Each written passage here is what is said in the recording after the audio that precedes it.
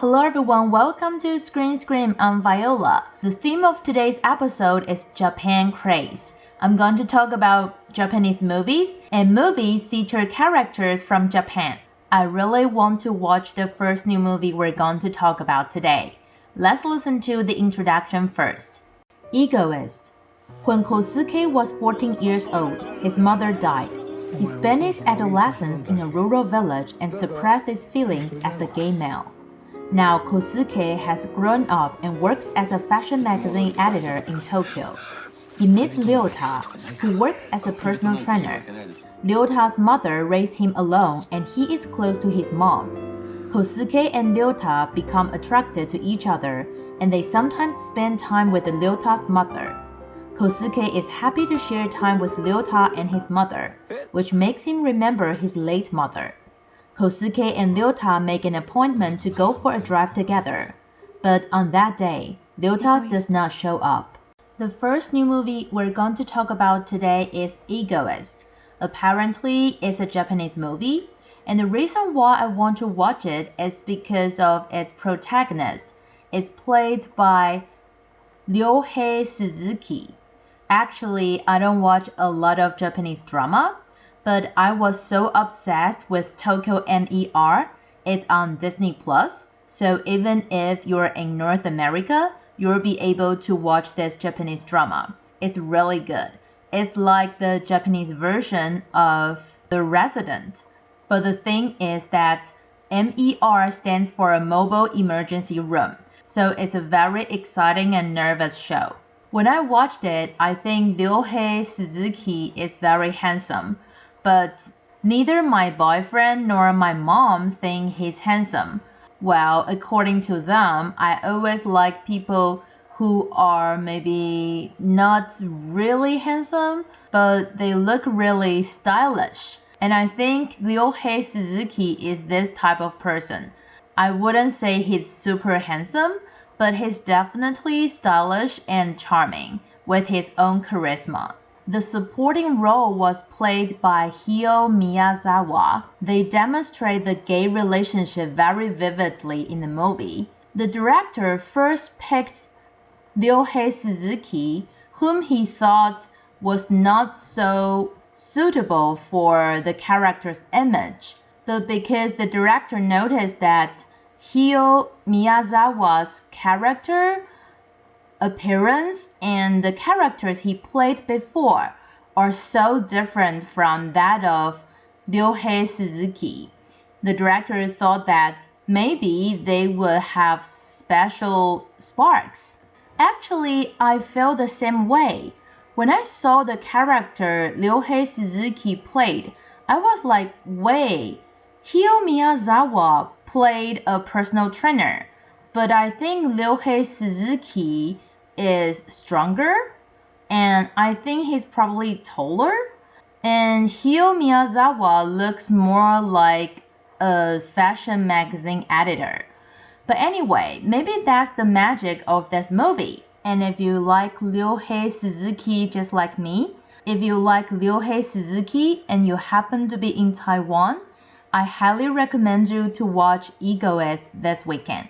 Now it's time for the second new movie and it's very exciting. Fishmans, detailing the life of Shinji Sato and his now renowned band, Fishmans. とんでもない音が鳴ってるんですよ。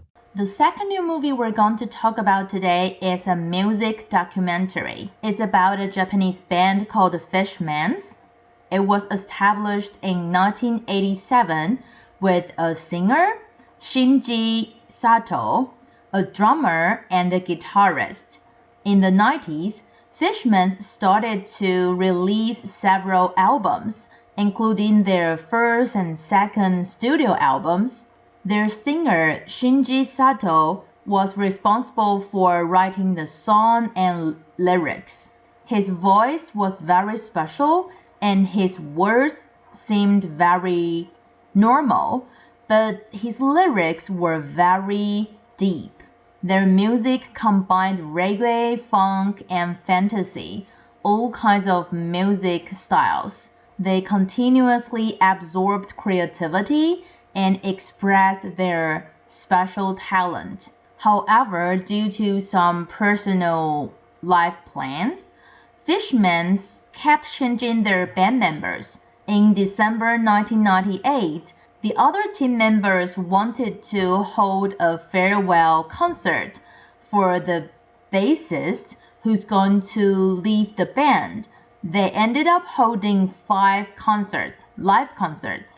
They even made a live perform album with the same name, which was critically acclaimed by music critics and fans. Even got the best live performance of all time on a movie critic website, Radar Music. After 21st century, Fishmans became even more famous because of the internet and fellow juniors who kept singing their songs as a tribute.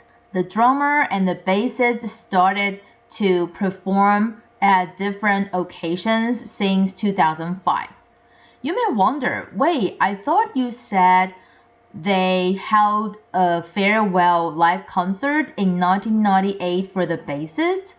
Yes, but after that, within 4 months, the vocal Shinji Sato passed away, and that brought the bassist back. In order to celebrate their 30th anniversary, Fishmans crowdfunded and produced this documentary of the same name. So if you like Japanese music culture or you just like music documentary in general, I highly recommend you to watch Fishmans. Now before we move on to Top 007 and talk about more movies related to Japan craze, let's review what we had from last week first.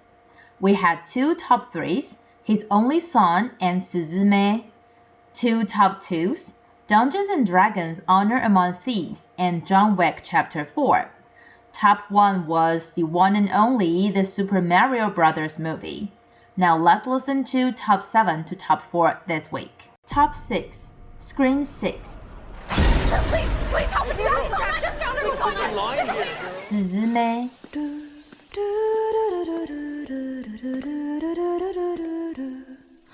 Top 5, Eye of the Storm. 我想要跟以前一样。 Top 4, Air. Who's the player? Michael Jordan.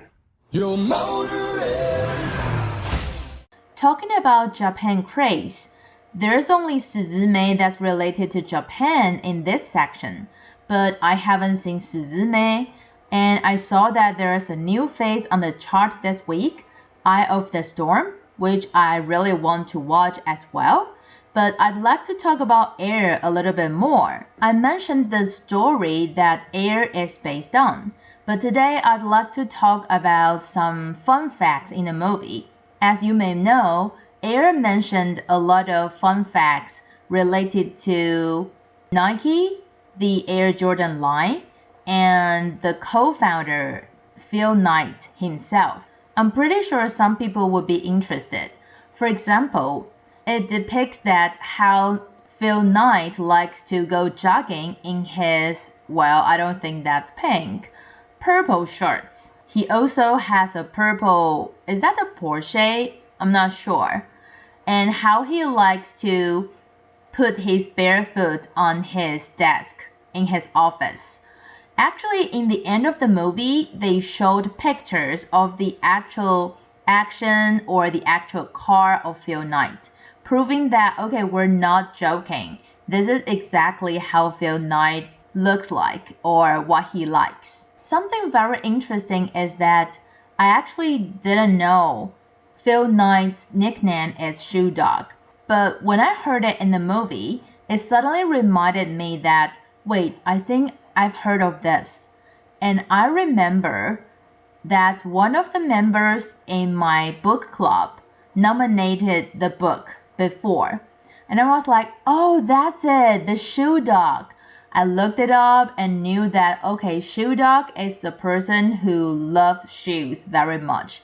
And that is Phil Knight, and that's the name of his book. So if you become super interested in Phil Knight's story after watching Air, you can go read his book. But for us, it's time to check top 3 to top 1. Top 3. Dungeons and Dragons, Honor Among Thieves. Figure it out over a drink? Probably best. They give us a fighting chance. Top 2. John Wick, Chapter 4. I don't sit at the table. Your family does. Top 1. The Super Mario Brothers movie. us. We're adorable. I got this. No problem. I think it's pretty obvious which movie I'm going to talk about.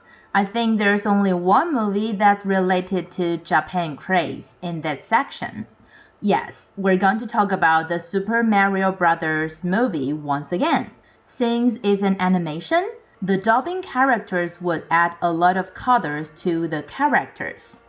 The person who dubbed Mario, the protagonist, is the person who got famous because of the Marvel series and Jurassic World, the one and only Chris Pratt. And the actress who dubbed for the princess is the Golden Globe winner Anya Taylor-Joy, who played the protagonist in The Queen's Gambit. Although when the crew picked Chris Pratt, a white guy, to dub for the Italian Mario, it was a little bit controversial. The directors said that they think Chris Pratt is very good at playing a hero that's very kind, very friendly, but at the same time comes from a blue-collar family or from a blue-collar class. So they ended up deciding to pick him anyway. Besides the dubbing that add colors to the characters, I also would like to mention the Rainbow Road. If you're not a big fan of Super Mario's, you probably don't know what Rainbow Road is. Mario Kart is a very classic and very popular game among the whole Nintendo universe. And Rainbow Road is one of the most important levels in this game. Players also consider it as the most difficult one, but actually it's one of my favorite levels. Well, I kind of cheated because I always set my card as one that doesn't go off the trail. But if you set it as possible, then you will probably hate Rainbow Road.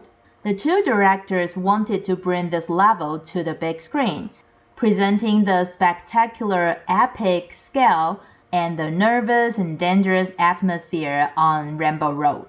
Aside from creating the same scene, the crew also created a lot of brand new designed transportations for the movie. So while you're watching the movie, you may be able to recognize some cars that you would use in the game, but at the same time, even players would be surprised to see some new things in the movie. But just like my scriptwriter friend said, this is not a movie, it's an experience, especially a great experience for Nintendo lovers.